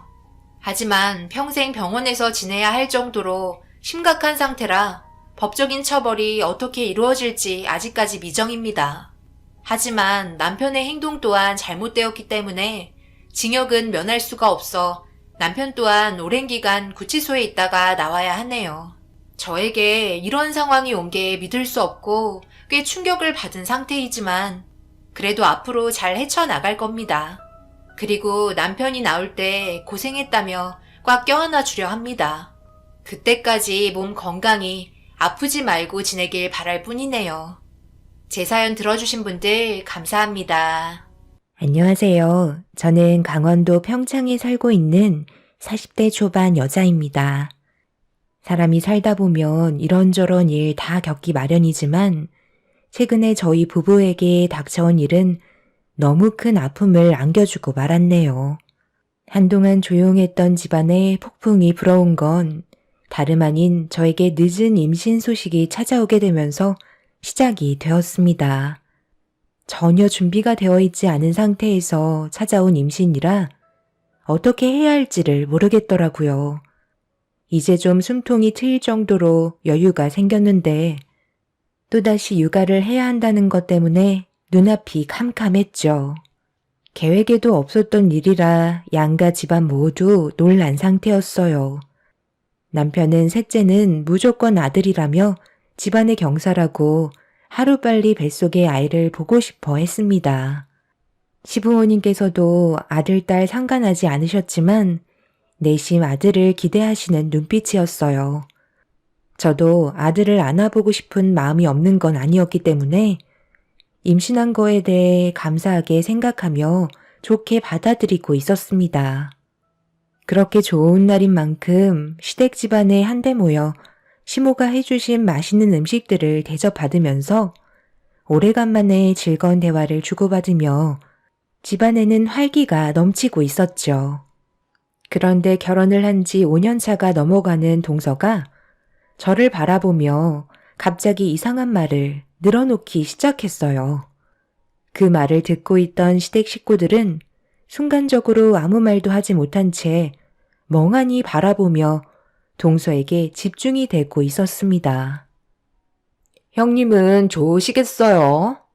여자로 태어나 모든 걸 다 누리고 계시니까요. 그렇게 임신이 잘 돼서 나중엔 넷째, 다섯째도 보시겠는데요? 임신을 왜 하시는 건지 저는 전혀 이해를 하지 못하겠어요. 어차피 다 키워놓으면 자기 살 길 찾아 떠나가 버리는데 내 인생 다 바쳐서 키우면 뭐해요? 임신하면서 불러온 배는 다 늘어나서 살도 트고 좋았던 몸 그대로 다시 돌아올 수도 없잖아요. 이런 거 보면 남자와 여자는 너무 불공평한 것 같아요. 남자는 외적으로 아무 문제가 없지만 여자는 한번 임신해서 출산하면 누가 봐도 아줌마로 전락해버리잖아요. 임신을 하는 건 하나뿐인 인생을 버리는 거나 마찬가지 같아요. 동서, 그건 동서 생각이지. 동서가 대신 아이를 낳아줄 것도 아니잖아? 어차피 아이 가질 계획은 조금도 없으면서 나한테 이러쿵저러쿵 충고를 할 필요가 있어? 나는 가족을 꾸리는 게 결혼의 목표였지만 동서는 서방님이랑 둘이서만 사는 걸 원하고 있잖아? 아이를 가지지 않았으니까 모르는 거야. 임신이라는 게 쉬운 것도 아니고 내 몸이 비록 망가지지만 또 다른 생명체가 태어난다는 게 얼마나 신기하고 감사한 일인지 알아? 지금은 이해 못하겠지만 나중에 동서도 마음이 변해서 아이를 가지고 싶은 마음이 생긴다면 그땐 나를 이해할 수 있겠지. 모성애는 임신을 하게 되면서부터 생기거든. 저 몸 하나 간수하는 것도 힘들고 바쁜데 아이를 가질 생각은 조금도 없어요. 그리고 모성애를 꼭 느낄 필요는 없잖아요. 요즘에 출산율이 저조한데요. 그만큼 자식을 키우기 힘든 환경이고 태어나봤자 이 험난한 세상에서 고생만 추구를 할 텐데 차라리 그런 삶을 안겨줄 거라면 그냥 지금처럼 즐기면서 사는 게 제일 좋을 것 같아요. 제 말이 틀린 건 아니잖아요? 너는 어차피 임신 계획이 처음부터 없었으면서 왜 말을 그런 식으로 해선 사람 마음 안 좋게 만들어? 쓸데없는 말 하지 말고 밥이나 더 먹던지. 다 먹었으면 가서 과일이나 좀 내오든지 해라. 눈치가 왜 이렇게 없는 거니? 동서의 생각 없는 한마디 때문에 집안의 분위기는 순식간에 가라앉아 버렸어요. 본인이 임신 안 하면 그만인 거지 왜 제 앞에서 굳이 저런 말을 하는 건지 이해할 수 없었죠. 남편도 기분이 많이 상해선 표정이 좋지 않았습니다. 시동생 또한 저희 부부의 눈치를 살피고 있었지만 동서는 억울하다는 듯 혼자 흥분해서는 쓸데없는 말을 계속해서 늘어놓고 있었어요. 분위기 좀 봐가면서 말을 가려하면 좋은데 필터를 조금도 거치지 않고 생각나는 대로 입 밖으로 내뱉는 말들 때문에 결국 시부는 들고 계셨던 숟가락을 강하게 식탁으로 내려치면서 동서 보고 그만하라는 행동을 보여주고 계셨습니다. 그제서야 입을 닫은 동서는 과일을 내오겠다며 자리에서 일어났네요. 제 생각에는 그때부터였던 것 같아요. 시부의 행동이 동서에겐 상처였고 그 화가 저에게 오고 말았습니다. 저는 분위기를 좋게 이끌어 가려 했지만 이미 동서의 생각 없는 행동들 때문에 돌이킬 수 없는 결과를 가져오게 되면서 결국 서둘러 각자의 집으로 돌아갈 수밖에 없었죠. 시모는 한동안 함께 모이는 건 자제하자며 저보고 몸 관리 잘하라면서 최대한 좋은 생각만 하고 스트레스 받지 말라며 동서가 한 말에 대해 마음에 담아두지 말라고 저를 위로해 주셨습니다. 저 또한 임신한 상태라 동서에게 들었던 말들은 하루빨리 잊으려 노력했고 시간이 지나면서 받았던 상처에 대해서는 잊고 지내고 있었는데 어느 날 동서한테 전화가 왔더라고요. 전화를 받아보니 조만간 저희 집에 놀러 오고 싶다는 말이었습니다. 동서가 결혼을 하고 가족 모임이 저희 집에서 한 번 있었는데 그때 한 번 하고 저희 집에서 모인 적은 단 한 번도 없었어요.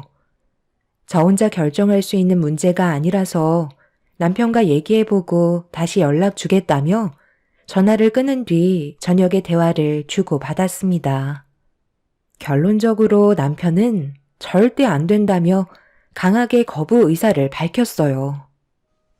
당연히 안 되지.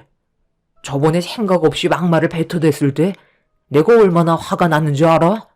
지금 기분 상태로는 재수 씨 얼굴 보고 싶지도 않아. 내 동생도 그때 당시 많이 당황했었는지 나한테 전화와서 대신 미안하다고까지 했다니까. 아무리 가족끼리 편한 사이라고 해도 해야 될 말이 있고 하지 말아야 될 말이 있는 건데 재수 씨는 타인이 상처를 받든 말든 생각 없이 행동하는데 어차피 와봤자 스트레스만 받을 게 뻔하니까 나는 오지 않았으면 좋겠어. 당신이 얘기하기 곤란하면 내가 동생한테 전화할 테니까 그런 건 신경 쓰지 마. 당신도 나랑 같은 생각인 거지? 임신했을 때 스트레스가 얼마나 안 좋은데. 남편은 동서가 놀러 오고 싶다는 말에 경기를 일으키며 흥분을 감추지 못했어요. 절대 오지 말게 하라며 난리를 치면서 저는 어떻게 생각하고 있는지 물어보길래 같은 마음이라고 제 의견을 얘기해 주었습니다. 남편은 바로 시동생에게 전화해서는 임신 중이라 신경 쓰게 하고 싶지 않다며 나중에 얼굴 보자고 대신 전달을 해 주었네요. 그렇게 마무리가 된 줄 알았는데 동서는 저희가 거부 의사를 나타내자 많이 서운했는지 곧바로 저에게 전화를 해선 쉬지 않고 불만을 털어놓기 시작했어요. 형님, 정말 너무하세요. 저는 하고 싶은 말도 못해요. 솔직히 형님이 셋째를 가진 거에 대해 저는 너무 안타깝게 생각하고 있어서 그런 말을 한 것뿐인데 왜 저랑 거리를 두려고 하시는 거예요? 형님도 아이를 계획한 건 아니었잖아요? 그렇긴 한데 어찌됐든 임신이 된 거잖아. 그럼 받아들이고 좋은 쪽으로 생각해야지. 누구는 임신이 안 돼서 힘들어하는 사람들도 정말 많다고. 동서야 어차피 아이를 가질 계획이 애초부터 없었으니까 그런 건 신경 쓰지도 않았겠지만 우리는 좀 다르거든. 계획은 둘째까지였지만 셋째도 생각은 하고 있었어. 그런데 나이가 있다 보니 마음을 접게 되었던 것뿐이지. 사람마다 생각하는 게 전부 다르잖아? 동서가 무슨 말을 하는지는 알겠는데 때론 누군가에겐 동서의 한마디가 타인에겐 상처가 될 수도 있다는 걸 알아줬으면 좋겠어. 내 말이 무슨 뜻인지 이해하지? 내가 아무래도 임신 초기고 적지 않은 나이에 임신을 했기 때문에 일단 지금 현재 모두가 예민해져 있는 것 같으니까 나중에 다시 얼굴 보는 걸로 하자. 솔직히 저도 형님 얼굴 별로 보고 싶지 않았거든요. 어머님이 하도 난리를 치셔서 억지로 사과 좀 하려고 얼굴 좀 보려 했던 것 뿐이에요. 저는 뭐 진심이었는 줄 알아요? 임신 한 번 한 거 가지고 다들 엄청 오버들 하시는 것 같네요. 동서는 자기가 먼저 전화를 했는데 받아주지 않았다는 거에 많이 서운했는지 불만을 털어놓았고 마지막에 막말을 뱉은 다음 전화를 끊어버렸습니다. 옆에서 듣고 있던 남편은 곧장 시동생에게 전화를 걸었지만 받지 않았고 동서 또한 남편의 전화를 받지 않았어요. 한동안 만나지 않는 게 모두에게 좋을 거라며 얼굴을 마주하게 된다면 어떻게 나올지 모르겠다고 동서에 대한 분노를 감추지 못하고 있었습니다. 그날 이후 동서는 저에게 아무런 연락이 없었고 한동안 조용히 지내고 있었는데 시모가 집안일을 하시다가 허리를 다치셨는지 병원에 실려 가셨다는 말을 듣게 되면서 저희 부부는 급하게 병원으로 향하게 되었습니다. 그리고 그 자리에서 별로 보고 싶지 않았던 동서와 마주하고 말았죠. 아무 말 없이 자리만 지키고 있던 동서의 얼굴에는 심술이 가득해 보였고 병원에 별로 오고 싶지 않았다는 눈빛을 보내고 있었습니다. 별것도 아닌 거 가지고 다들 바쁠 텐데 뭐하러 여기까지 온 거야? 난 괜찮으니까 신경 쓰지 말고 그만들 들어가라. 아버님 오실 때까지 기다리시지. 하필 혼자서 등을 가르시겠다고 사다리를 올라가셔서 큰일을 만드세요. 정말 괜찮으세요? 그러게 말이다. 그냥 기다리고 있으면 되는 거였는데 불이 켜지지 않는 게 하도 답답해서 혼자 갈아보겠다고 했다가 이렇게 됐지 뭐니. 다음부터 조심하면 되지. 그래도 크게 다치지 않은 것만도 감사하게 생각한다. 얼굴 봤으니 어서 들어가 봐. 제가 언제 한 번은 이렇게 될 줄 알았다니까요. 어머님이 하도 빨빨거리고 돌아다니시고 조금도 가만히 있질 않으니까 결국 이런 사태가 벌어진 거라고요. 연세도 있으셔서 한 번 다치신 건 쉽게 낫지 않는데 괜히 이것 때문에 며느리들이 해야 될 일이 더 많아지는 건 아닌지 모르겠어요. 어머님이 쉬는 성격은 아니잖아요. 계속해서 움직이니까 며느리들도 눈치 보게 되고 하고 싶지 않은 노동을 하게 되는 거라고요. 이번 일을 계기로 최대한 조용히 지내셨으면 좋겠어요. 어머님만 가만히 계셔도 저희도 쓸데없이 노동할 필요는 없잖아요.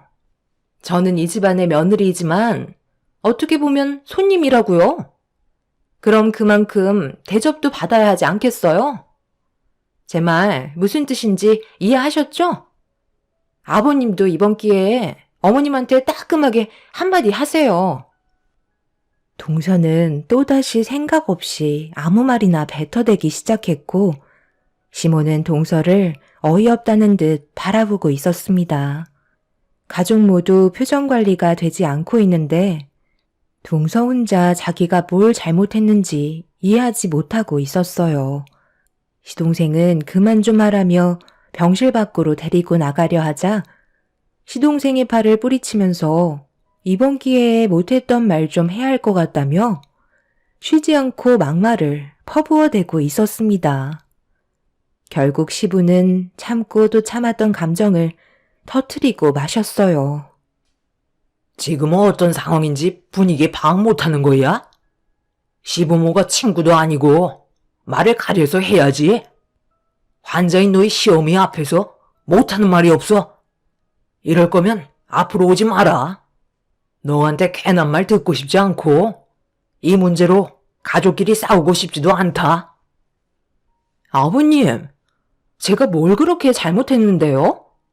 솔직히 형님도 저와 같은 생각을 하고 있었을걸요? 하고 싶은 말도 못하면 입을 왜 달고 살겠어요? 저는 그런 걸 속으로 담아두고 사는 성격이 못 돼요. 제가 그동안 얼마나 소가리를 많이 했는지 알아요? 그래도 어머님은 환자시잖아. 그럼 일단 어머님 마음부터 헤아려 드리고 하고 싶은 말도 최대한 순화시켜서 감정 상하지 않게 정리하면 되는 건데, 내가 봤을 때 동서는 일부러 타인이 상처받게끔 더 안 좋게 분위기를 만들려고 하는 것 같아. 가족일수록 서로가 더욱더 조심해야 되는 거라고. 아버님께서 이렇게까지 화를 내시는 건 동서한테 문제가 있으니까 그런 거 아니겠어? 다시 한번 얘기하지만 우리가 동서한테 뭐라고 하는 건 동서가 실수를 인지하고 나중에는 이런 일이 다시는 없도록 하기 위해 뭐라고 하는 거야. 그러니 동서의 잘못을 인정하고 아버님께 용서를 구하는 게 좋겠어. 다들 착한 병이 도지셨어요? 제가 무슨 용서를 구해야 한다는 건데요. 걱정돼서 여기까지 와준 것만도 고맙게 생각하셔야죠. 동서는 제가 좋게 말하고 있는데도 거침없이 자신의 감정 상태를 표현하고 있었습니다. 도대체 뭐가 그리 불만인지 모르겠더라고요. 그동안 아무 말도 하지 않고 조용히 있던 동서가 어느 순간부터 전혀 다른 사람이 되어버린 상태였죠. 결국 병실에서 시부의 큰 소리가 몇 번이나 더 있게 되자 동서도 점점 더 붉어진 얼굴로 시부에게 대들었고, 동서는 시모가 평생 동안 누워만 계시면 좋겠다는 막말을 끝으로 집으로 돌아갔습니다. 시동생은 중간에 껴선 아무것도 하지 못한 채 시부에게 고개만 떨군 채 죄송하다는 말만 반복하고 있었습니다. 시부는 시동생에게 삿대질을 하면서 동서의 교육 좀 똑바로 시켜야 되겠다며 시동생한테 화가 돌아가고 말았어요. 남편은 이미 포기한 듯한 얼굴이었고 변해버린 모습을 보이고 있던 동서와 계속해서 결혼을 이어나갈 거냐며 걱정하고 있었습니다.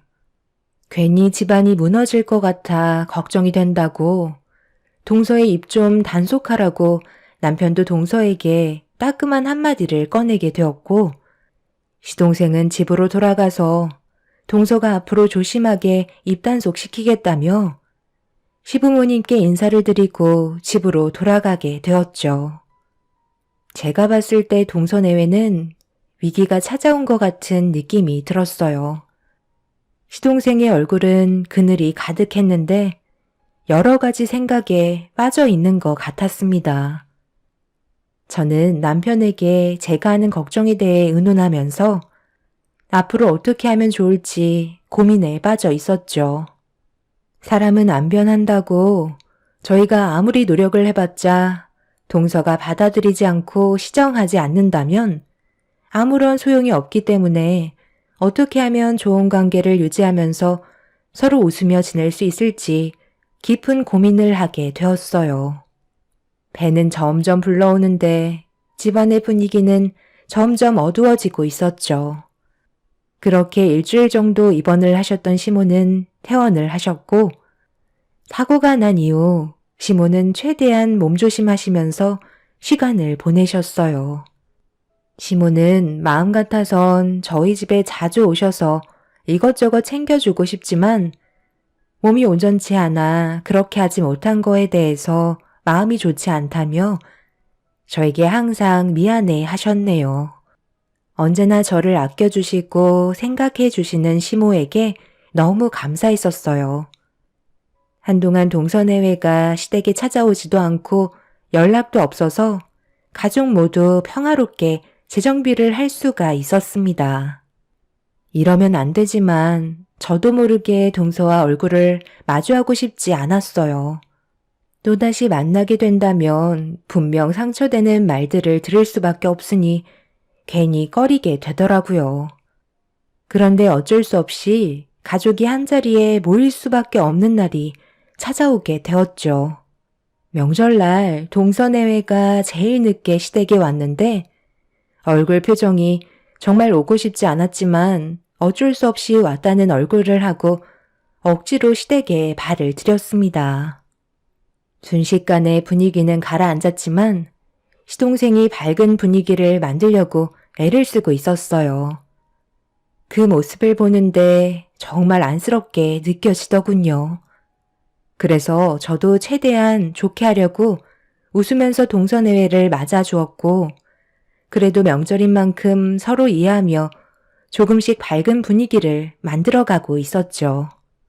정말 다행이었던 건 그날만큼은 서로가 상처를 받을 일도 없었고 최대한 입조심하며 시간을 보냈습니다. 동서내외가 서로 많은 대화를 주고받았는지 동서의 달라진 모습을 볼 수 있었고 다시는 안 좋은 상황이 또다시 발생되지 않길 간절히 바라고 있었어요.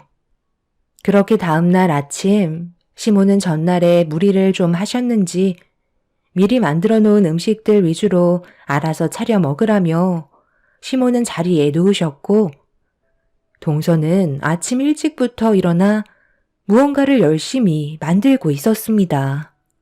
저는 옆에서 준비하고 있는 음식을 봤는데 시모가 만들어 두신 음식이 아니더라고요.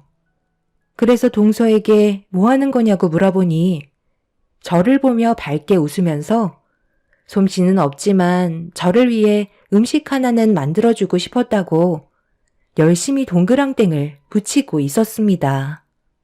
딱 봐도 시모가 만들어두신 동그랑땡과는 차이가 있었지만 동서의 정성에 감동을 받았고 그렇게 아침상을 차려 모두가 한자리에 앉아 식사를 하고 있는데 동서가 만든 음식을 제 앞으로 밀어주더라고요. 저만 먹어야 한다며 저를 위해서 만들었다고 한껏 기대에 부푼 얼굴로 제가 서둘러 동서의 음식을 먹어주길 바라고 있었습니다. 그래서 한 입을 먹었는데 뭔가 입안에서 퍼지는 냄새가 별로 좋지 않더라고요. 그런데 동서의 표정이 너무 밝아서 차마 맛이 이상하다는 말을 할 수가 없었습니다. 괜히 그런 말 했다가 좋았던 분위기 망칠 것 같아 힘들게 씹어 삼키게 되었고 동서에게 맛있게 만들었다며 한껏 기분을 올려주었네요. 그런데 하필 제가 맛있다는 말을 한마디 한순간 남편이 옆에서 동서가 만들어 놓은 음식을 하나 들어 입으로 집어 넣었습니다. 그리고 잠시 뒤 급하게 화장실로 가더니 먹었던 음식을 쏟아내었고 사색이 된 얼굴로 방금 제가 먹은 건 상한 거 아니냐며 동그랑땡에서 역한 냄새가 난다며 남편은 동서를 무섭게 쳐다보고 있었어요. 그리고 줄지어 시동생과 시부 또한 동그랑땡을 한 입 베어 물더니 곧바로 뱉어 버리셨네요. 가족 모두 저를 바라보면서 이미 삼켜버린 동그랑땡에 대해 걱정을 하고 있었어요. 재수씨, 이거 어디서 난 음식이에요? 누가 봐도 이건 상한 거라고요. 본인이 직접 먹어보지도 않고 무작정 식탁 위로 올리면 어떡하자는 거예요? 지금 당장 병원에 가봐야 하는 거 아니야? 이러다 식중독에 걸리기라도 하면 어쩌려고 그래? 이건 뭐야? 동그랑땡 마트에서 파는 냉동식품이었던 거야? 여기 포장지를 보니까 날짜가 4년이나 지난 거잖아? 동서, 이런 건 확인도 안 하고 무작정 만들면 어떡해? 유통기한이 지난 거 전혀 모르고 있었던 거야? 알고 있었는데요? 형님이 워낙 음식에 대한 욕심이 많으시잖아요. 그래서 이번 명절에 그동안 처분하지 못했던 냉동식품들 전부 다 가지고 왔죠. 형님은 무식하셔서 입에만 들어갈 수 있는 음식이라면 뭐든 맛있다고 하시잖아요. 저도 솔직히 그런 말이 나올 줄 몰랐는데 저를 보면서 맛있다고 하시길래 정말 깜짝 놀랐다니까요. 덕분에 폐기 처분할 수 있을 것 같아요. 그리고 형님은 워낙 소화가 잘 되셔서 식중독 걸릴 일은 없지 않아요? 배고프실 텐데 어서 드세요. 제 성의를 무시하시면 안 되죠. 이거 만들어 드리려고 아침 일찍부터 일어나서 설쳤는데 맛있게 먹어줄 수 있는 거죠? 너 지금 유통기한이 4년이나 지난 걸 들고 와선 내 주방에서 요리를 했다는 거야? 너한테 누가 요리하라고 시켰니? 왜 쓸데없는 짓을 저질러서 일을 크게 만들어? 얘 큰애야, 너는 당장 근처에 병원 여러 곳을 찾아봐서 큰 며느리 데리고 다녀오도록 해라. 임신한 몸인데 상한 음식을 먹으면 얼마나 큰일 나는 줄 알아? 뱃속의 아이까지 위험해질 수 있다고. 어머, 그건 전혀 생각하지 못했네요. 진작 알았으면 가져오지도 않았죠. 그런데 상한 음식 먹어도 유산이 돼요? 그런 말은 들어본 적이 없어서 괜찮을 것 같은데? 형님이야. 어차피 먹는 양도 엄청 많으셔서 동그랑땡 하나 먹었다고 큰일 나지는 않을 것 같은데요? 이런 걸로 너무 호들갑 떠는 건 아닌 것 같아요. 차라리 다른 음식들을 더 많이 먹어서 상한 음식을 중화시키면 될 것 같은데? 병원 가시지 말고 그냥 식사하세요. 괜히 왔다 갔다 힘들잖아요? 동서, 솔직하게 말해봐. 내가 임신을 해서 시부모님 사랑 한 몸에 받고 있으니까 그게 질투나서 이런 식으로 행동하는 거지? 내가 무식해서 음식에 물불 안 가린다고? 어떻게 손윗 사람한테 말을 함부로 할 수가 있어? 동서가 만든 음식 똑같이 한번 먹어봐. 저는 동서가 만든 음식을 하나 집어서 건네주자 기분이 나쁘다는 듯이 강하게 내려쳤고 집안의 분위기는 또다시 무거워지고 있었습니다. 결국 이 일로 인해 동서는 시댁에서 내쫓기게 되는 안 좋은 상황까지 오고 말았어요. 동서는 자기가 뭘 잘못했는지도 모른 채 시댁에서 내쫓겼다는 이유 하나로 동네가 떠나갈 정도로 난리를 쳤고 그걸 지켜보고 있던 시동생은 더 이상 참을 수가 없었는지 그만 좀 하라며 동서의 뺨에 손을 올려 붙였습니다. 동서는 시동생에게 뺨을 허용하게 될 거라곤 예상하지 못했는지 당황스러운 표정으로 노려보고 있었습니다. 결국 시동생 입에서 동서와의 관계에 대해 진지하게 생각 좀 해봐야 할 것 같다며 시동생은 차를 타고 어디론가 사라져 버렸어요. 동서는 멀리 사라져버린 시동생을 바라보며 소리를 질렀고 분노한 눈빛으로 저를 노려보고 있자 시모는 잘못된 태도를 보여주고 있는 동서의 얼굴에 소금 한 바가지를 뿌려버렸고 다시는 시모 앞에 나타나지 말라며 온전치 않은 몸으로 동서에게 화를 내셨습니다. 결국 그날 이후 동서와 시동생의 관계는 깨지게 되면서 이혼 얘기까지 주고받고 있는 상태였어요. 동서는 더 이상 저희 가족이 아니었고 두 번 다시 만날 일은 없을 것 같았습니다. 정말 다행이었던 건 상한 음식을 먹었지만 크게 문제가 있지는 않았어요. 뱃속에 있는 아이도 정상이라는 걸 확인받을 수 있었습니다. 그렇게 한바탕 난리가 난 이후에 시동생은 동서와의 관계를 심각하게 고려하며 정리를 하려고 준비 중이었지만 동서의 마음은 조금 달랐습니다. 시동생과 이혼하고 싶지 않다는 의견을 내세우고 있었죠.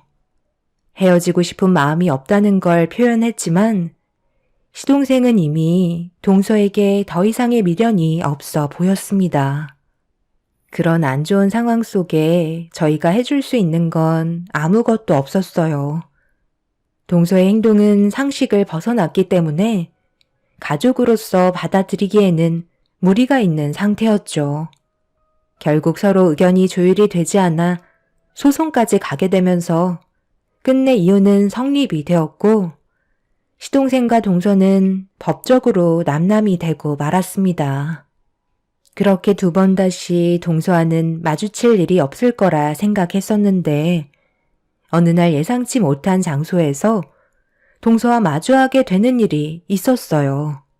출산이 거의 다가온 상황 속에 친구가 얼굴 한번 보자고 하길래 간단하게 저녁 한 끼 하고 집으로 돌아갈 생각을 하고 있었죠. 그런데 약속한 시간보다 제가 좀 일찍 도착을 한 터라 친구의 회사를 구경하고 있었고 앉아있는 게 힘이 들어 천천히 걷고 있는데 누군가와 순간적으로 강하게 부딪히고 말았습니다. 다행히 넘어지지는 않았지만 너무 놀라서 저와 부딪힌 사람에게 화를 내게 되었는데 얼굴을 마주한 순간 저는 너무 놀라 입을 다물지 못했어요. 2번 다시 만나지 않을 거라 생각했던 동서였습니다. 어머, 2번 다시 얼굴 보고 싶지 않던 형님이 왜 여기 있는 거죠? 이참에 아주 잘 됐네요. 오늘 공개 채용 합격자 발표 날이었는데 하필 저는 탈락을 했거든요. 기분도 좋지 않은데 이런 곳에서 형님을 다시 만나게 될 줄 정말 몰랐네요. 매사에 착한 척만 하시던 형님이 저는 정말 꼴 보기가 싫었어요.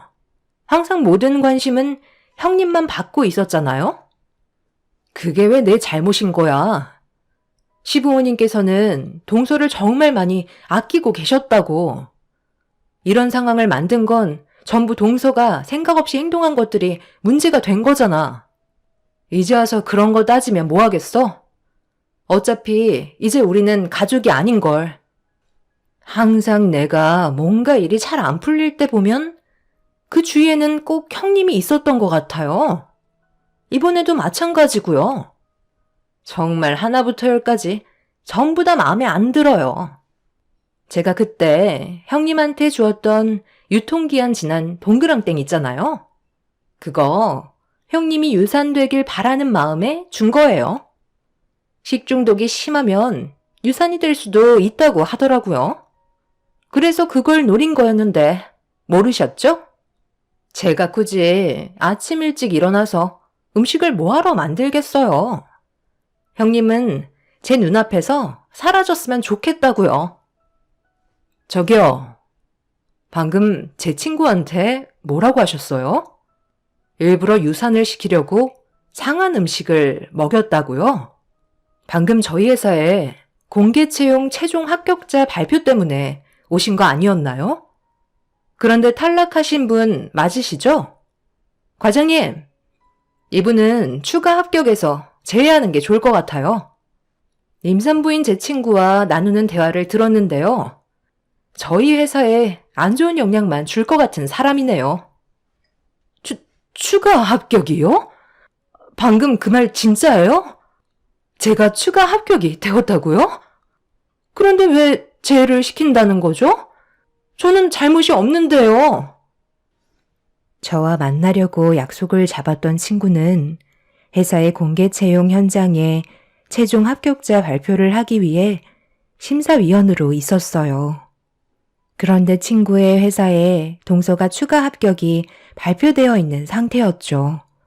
하지만 저와 나누는 대화를 뒤에서 전부 듣고 있었고 가족들만 알고 있었던 충격적인 사실들이 드러나게 되면서 동서는 추가 합격의 제외 대상이 되고 말았습니다. 동서는 그 말을 듣는 순간 갑자기 제 앞에 무릎을 꿇더니 손이 발이 되도록 빌기 시작했어요.